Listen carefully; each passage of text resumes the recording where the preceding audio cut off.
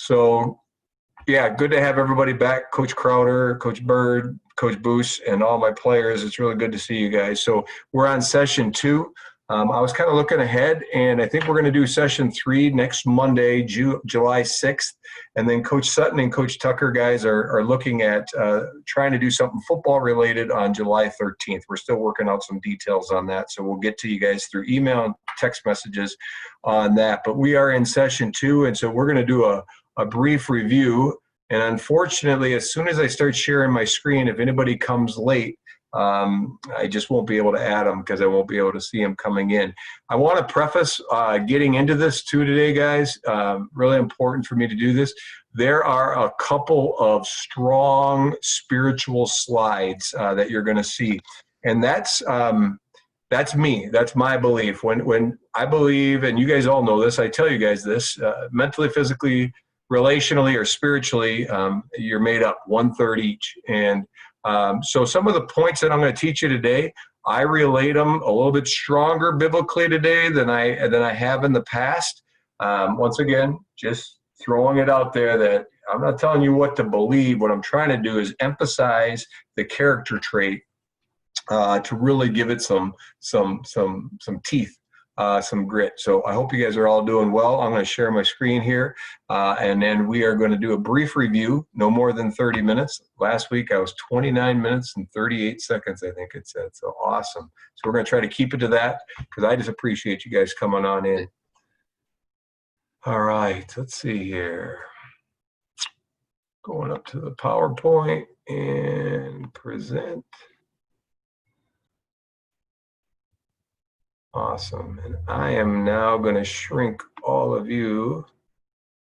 So guys, last week we talked earlier, we kind of went into a couple of the traits. I know your screen's going to be flashing before your eyes, but we went into, we started with sacrifice, if you remember that. And we just talked about giving up something for the greater good of the team. So that was huge. And then we got into love, servant, and integrity. Within the integrity traits, we covered accept responsibility with pretty good depth. We went into reject passivity with pretty good depth. And then we just kind of started to touch into lead courageously. So we're going to start at the very beginning of leading courageously. And remember that 1 Samuel 17 is where I based a lot of the story points. I mean, to kind of give the character, like I said, some teeth. And it's pretty cool. A lot of these character traits, guys, I know that Coach Bird, Coach Booster, Coach Crowder, who are online with us here today. The cool thing about these character traits, guys, is you're going to use them throughout life. I mean, you can use them in the next hour as your parents approach you on something, and you're going to be able to use them when you got little ones running around, when you've got a mother getting ready to move into your house, as Coach Booster does. I mean, these character traits, they're going to really, truly, your character is what's going to define who you are. And that's really important because that being said, your character is also going to define who you are. And if you lack character, you're going to struggle in life. So talking about leading courageously, is to do that which you fear, the power to do well when the air is turbulent and the going gets tough. The character to do well when things are tempting and painful. I love it because we're talking about fear. We're talking about an action. We're talking about when things are turbulent, when things are tough. You know, if you're going to lead courageously, it isn't during a time where, hey, everything's great and, you know, life is good. The football game is under control. We're up by 50 points. You know, those type of things.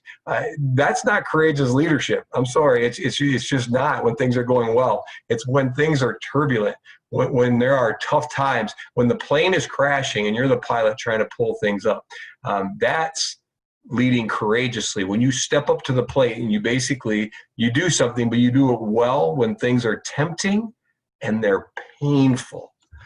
So that being said, we're going to define lead, the initiative in an action, to be a route or means of access to a particular place or in a particular direction.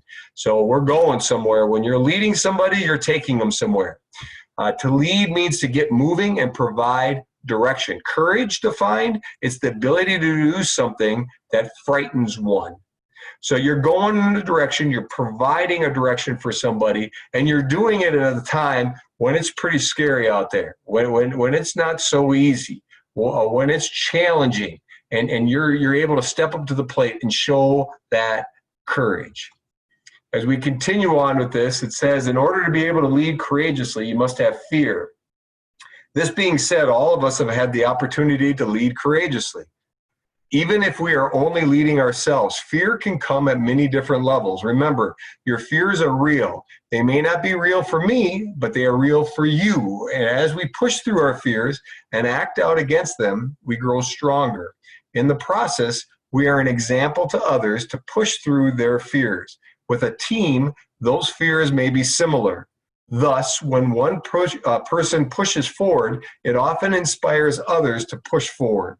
Leading courageously is contagious. That's the cool thing, guys. When somebody steps up to the plate, when somebody starts to plow through and basically says, get on my back, it's amazing how contagious that leadership becomes. And that's what makes you a leader, is when others are willing to follow you. Ask yourselves, what fears do you have right now? And they may vary across the board, but those are things I ask myself daily.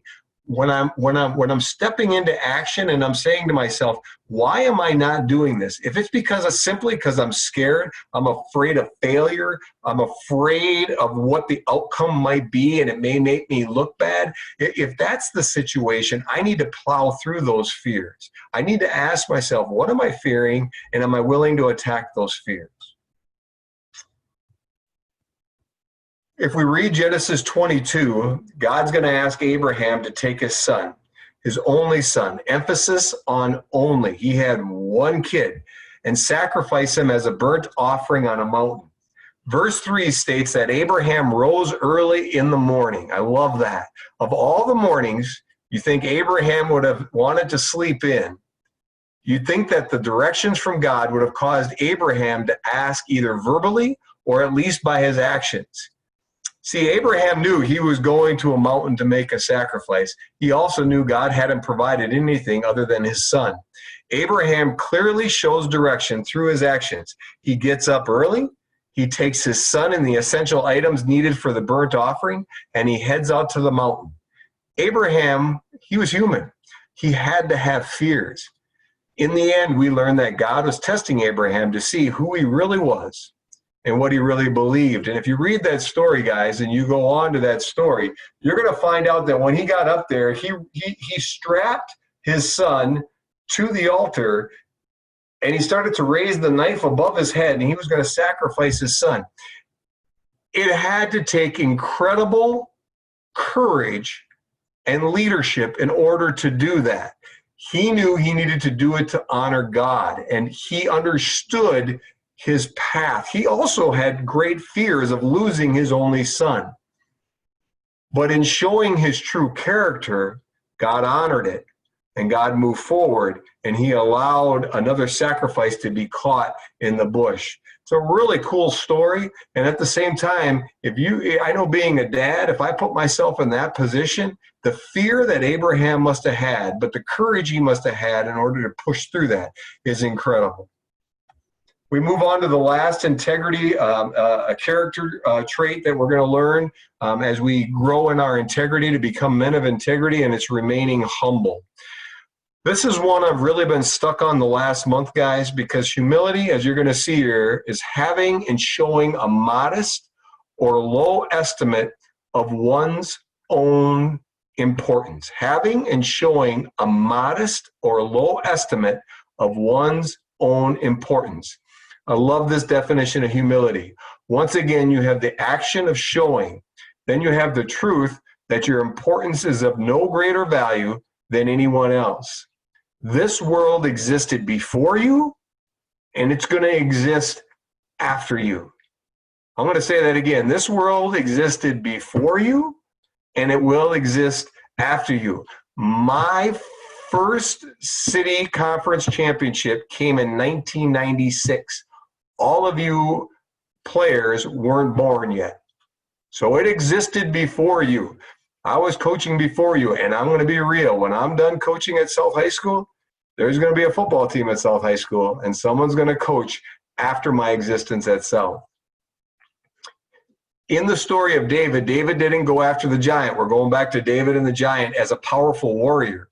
David was just a boy.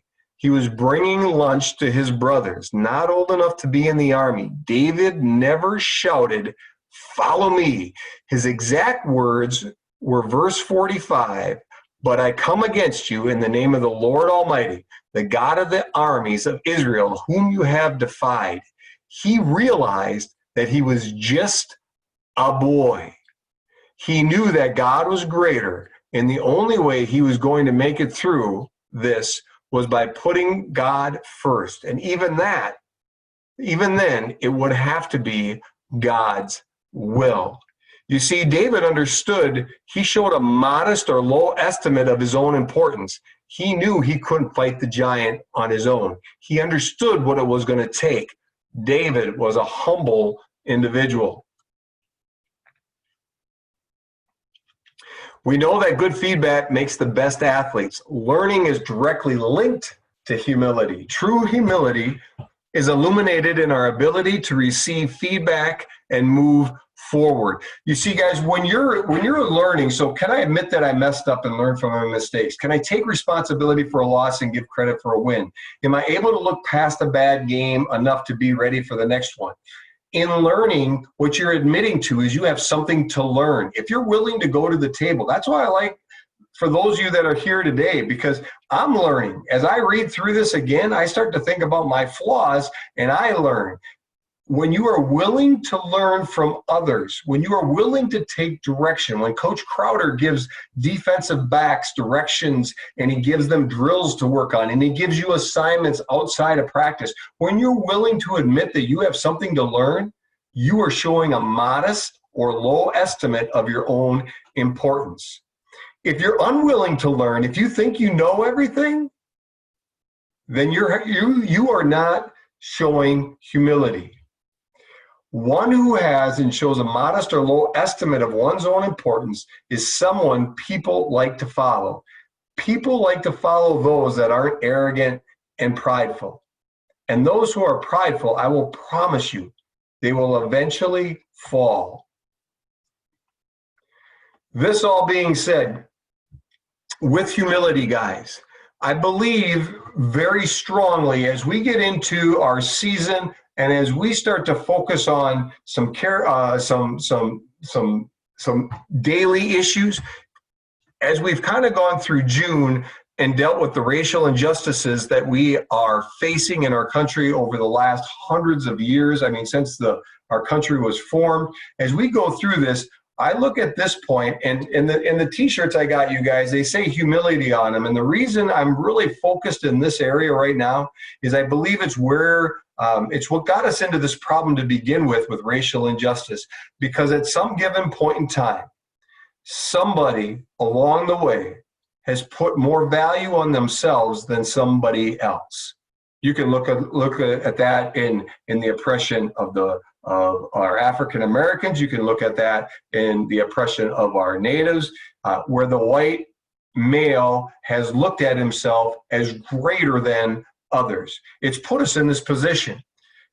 And it puts us into these positions constantly. It's when you, on the sideline, you come over in a play and you're heated and it's tough and a coach is trying to explain something to you and you go off or you snap. What happens is you're placing yourself above another. The same is true for a coach, though, too. A coach can lack humility by berating you, because then at that given point in time, he's just trying to push you down and keep himself up and above you. This is one of the greatest character traits that I think we never, ever master, but we need to lean heavily on each other and trust in each other in this, and knowing that we need to have and show a modest or low estimate of one's own importance. So if we look at the definition of a man reviewed, a man is someone who accepts responsibility, rejects passivity, leads courageously, remains humble, and thus receives the greater reward, God's greater reward. Robert Lewis completes the definition by saying you will receive the greater reward. And as I continue to read this, guys, you're going to see where I'm coming from. But then I need you to really start asking yourself, where are you coming from in this?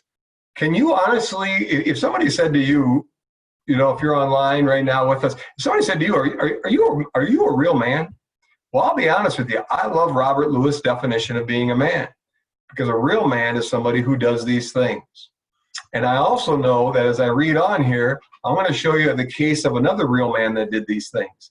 I firmly believe that all these character traits, accepting responsibility, rejecting passivity, leading courageously, and remaining humble, are all the character traits that Jesus possessed. When you pursue these character traits, you are pursuing Jesus, and many rewards come from finding Jesus. One of the hardest realities in life is you will never be able to perform all of these character traits perfectly in every situation without help.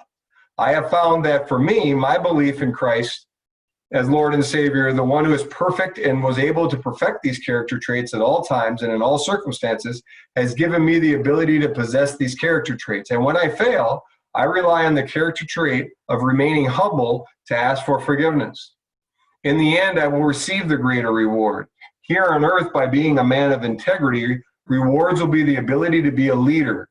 Victories in games and in life situations, people viewing you in a positive light, strength during tough times, and many more. Those are all greater rewards. But ultimately, for me, I believe Robert Lewis is talking about the fact that when you pursue Christ and come to know Christ as Lord and Savior, you're going to receive eternal life. The greatest reward, life lived with Jesus forever. Now, that's my belief.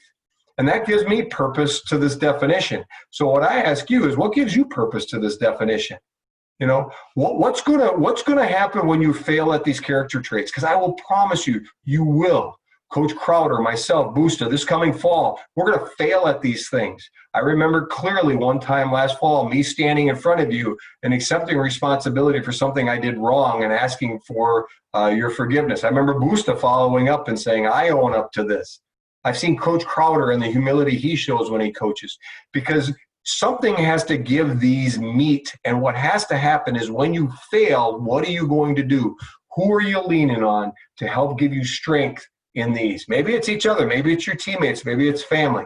For me personally, it's all of those things. But then also, ultimately, I look towards that other 1/3 of my life where we're in my spirituality. I know if Abdi was online, which he's not, I know he'd be saying, well, I look to Muhammad. Okay, I'm going to give you that, Abdi. I'm going to give you that, because you need to figure out and memorize what it means to be a man. Then you need to work hard at these character traits, to develop these character traits, and then use these character traits to not only better those around you, but maybe ultimately better the world around you that we're going to all live in the future. In everything you do in life, are you fulfilling at least one of these character traits? If not, redirect. So we've got sacrifice, giving up something for the greater good, for the sake of others. We then have integrity. We went through the integrity traits. And now we have 2 traits remaining: unconditional love, agape. In 1 Corinthians 13, 4-8, it says this. It says, love is patient, love is kind.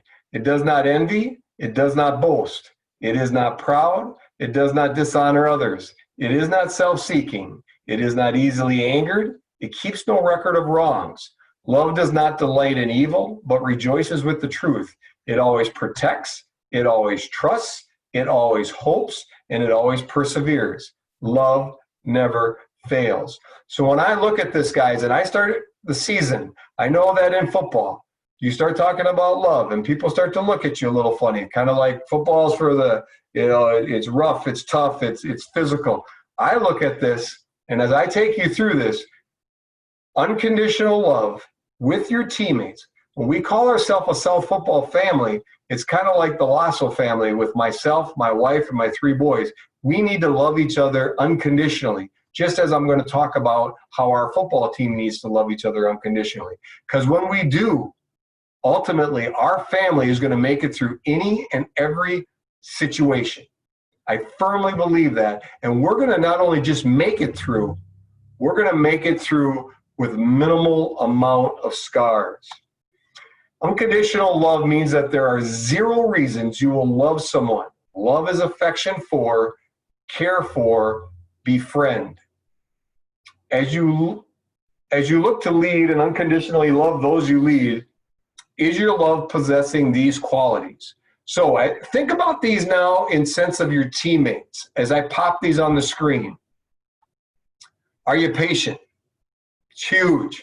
I know me, that was one of my biggest character flaws ever. My patience would always snap. And you guys kind of know me too. You've seen me coach, some of you guys over the years. You've seen my jugular veins start to pop out when I'm about ready to snap. And I'm trying to work on this. But if I really, truly love you, my love is patience. You know, Teddy, I saw you click on earlier. It's going to mean that if it takes you 15 reps to get something right, then I got to give you 15 reps. I can't expect you to get it in 3 and 5. I got to be patient with you, and I got to work with you, and I got to continue to go after things.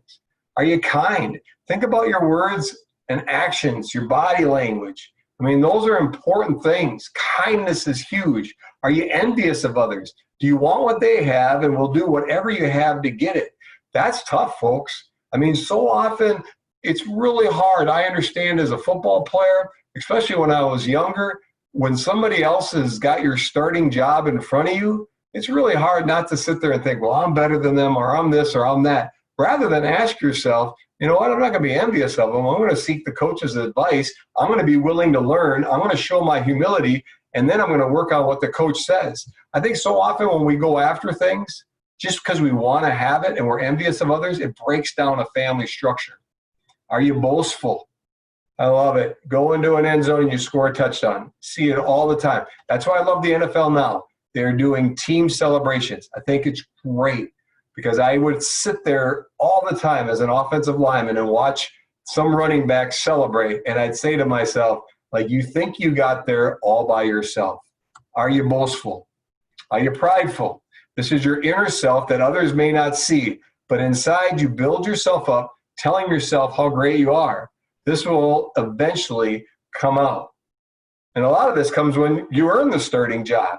And now all of a sudden you're maybe too good to help the next guy up. Or are you willing to help somebody who's maybe right on your heels to take your starting job from you? That's a true test of love. Do you dishonor others? Put others down? You know, it's a great way of building yourself up. It's when you're insecure. You have a tendency to put others down. And the problem with that is it breaks down the team chemistry, the family structure. Are you self-seeking? I will love to make myself look great. That's why I'm going to do it. It's all about me, and I'll manipulate and do whatever I got to do to put myself at the top. Are you quick to anger? That goes all the way back to, are you patient? You're just snapping one way or the other. Are you keeping record of wrongs? To unconditionally love, you need to forgive completely. So if a coach snaps out on you and he's wrong, and then he asks for forgiveness and he tells you he's wrong, you can't hold a grudge against him any longer if you truly love him. You may still not feel great about the situation. Doesn't mean you have to be best of friends, but you have to be able to empty the closet and just leave all record of wrongs out of there. That's why I love it when I have an issue with another coach from the other team. You'll often see me at the end of a game. If you ever are standing by me and you walk over to me, you'll see me air it out right there.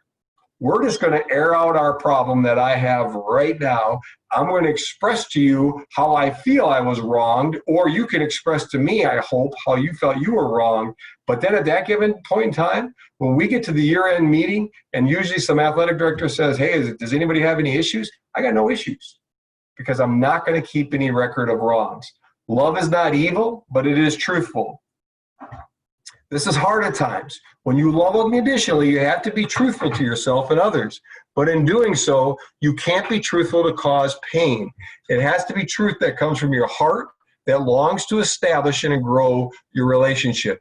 And it is hard. It's hard to look at yourself truthfully sometimes. And sometimes it's hard too, because somebody may pass you by on the field and they'll take your starting job from you, or they'll get their starting job from you. And you got to ask yourself, did I work as hard as I really should have?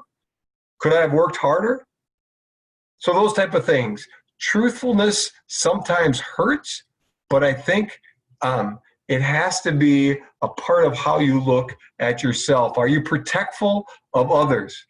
Huge in your family. There's nothing more I want in the Lasso family than my boys to stand up for each other and protect each other. And there's nothing more than I feel I'm called to do than to protect my family. Are you trusting of others? Do you trust your teammates? If not, you got to go back to the record of wrongs, and you need to have a talk with your teammates rather than just live in an untrusting situation. Let's go try to fix the situation. Are you hopeful of, and are you hopeful in others? Do you think your teammates are going to be there for you? Nothing more important. If Coach Crowder's sitting on here as a defensive back coach, I'll guarantee you there's nothing more important as a defensive back that you know somebody's got your back. Some big running back barreling down at you, and maybe you're going to get a good shot at them to stumble them up. You sure hope that you have hope in others that they're going to help you bring them down. And does your love persevere? If it is unconditional, it will persevere.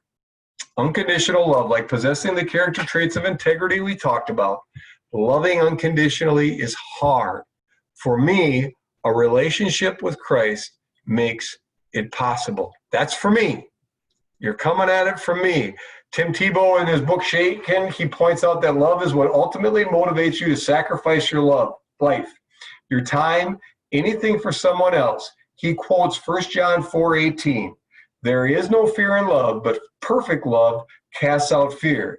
It is important to note that when you, as a family member, choose to love each other unconditionally, you will be motivated to give that which is needed to any of your teammates.